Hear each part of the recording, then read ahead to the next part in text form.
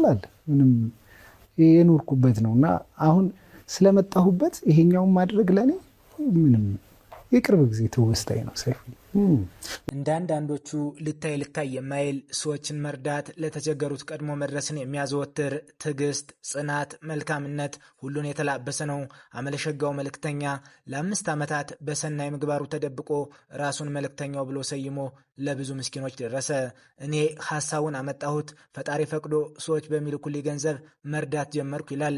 ይህ የሰሞኑ መነጋገሪያ ወጣት የብዙዎችን ቀልብ የሳበ፣ ብዙዎች የተደነቁበት ፈጥኖ ደራሽ በማህበራዊ ሚዲያው ምስጋናቸውን እየቸሩት ይገኛሉ። የዝግጅታችን ተከታታዮች ላይክ፣ ሼር፣ ሰብስክራይብ በማድረግ እስከ ፍጻሜው አብራችሁን ቆዩም። ለ5 ዓመት ያህል ፊቴን ደብቄ ሰርቻለሁ የሚለው ይህ መልካም ወጣት ከሰሞኑ በሰይፉ ሾው ቀርቦ ያ የተደበቀው መልካምነት የብዙዎችን እንባ ያበሰ ፊት፣ ያ ብዙዎች ለምን ይሆን ፊቱን የማያሳይ ብለው ደጋግመው የሚጠይቁት መልእክተኛው አሁን ላይ የሁሉንም ጥያቄ የሚመልስ የተሸሸገው ፈገግታ ተገለጸ። ኩርፊያ የሸሸገው ፈገግታ እንደሚባለው ያ ሲመሰገን የተደበቀ ፊት ዛሬ ላይ ሲወቀስ ተገለጠ። አንድ የማህበራዊ ሚዲያ አንቂ እንዲህ ስትል ትገልጸዋለች። ሁላችንም ስንመሰገንና ስራችን ሲሞካሽልን በደስታ እንጦፋለን። አጠፉ ተብለን ስንወቀስ ግን ለመደባበቅ እንሹለከለካለን።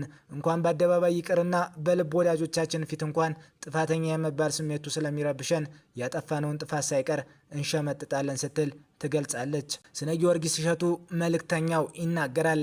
አብዛኛው እድሜን በእግር ኳስ ነው ያሳለፍኩት ይላል። የጣና ሞገዶቹ ታሪክ ተጋሪ፣ የባህር ዳር ከነማዎች ግብ ጠባቂ፣ የጣና ሞገዶቹ ወደ ፕሪሚየር ሊጉ ሲያድጉ ከነበሩ ስብስቦች አንዱ ነበርኩ ሲልም ይደመጣል። ባህር ዳር ከነማ ስፖርት ክለብም በይፋዊ የትስስር ገጹ እንዲህ ሲል ይገልጸዋል።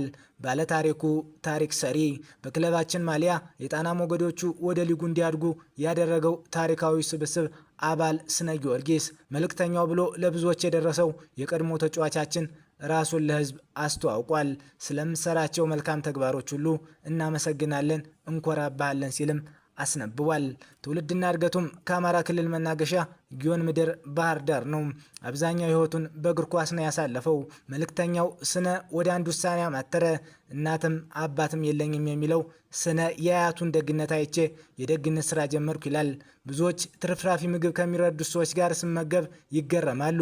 ይህን ታሪክ ግን አሳልፌዋለሁ ይላል። በዚህ መልካም ስራውም ብዙዎች ተረዱ። በሚሊዮን የሚቆጠር ብር ይገባላቸዋል።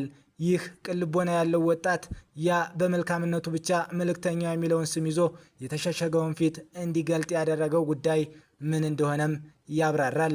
አንድ ሰው ባላደራው ነኝ ብሎ አንድን አባት አጭበርብሯቸዋል። ለእኛ አባት 20 ሺህ ብር ሰጥቻቸው በርካታ ሰው ብዙ ገንዘብ አስገባላቸው። ገንዘቡንም ከአባባ የበላው ልጅ ፎቶ አለኝ፣ ማስረጃ አለኝ፣ ወደ ህግ አቅርበን ይፋ እናደርገዋለን ሲልም ይደመጣል።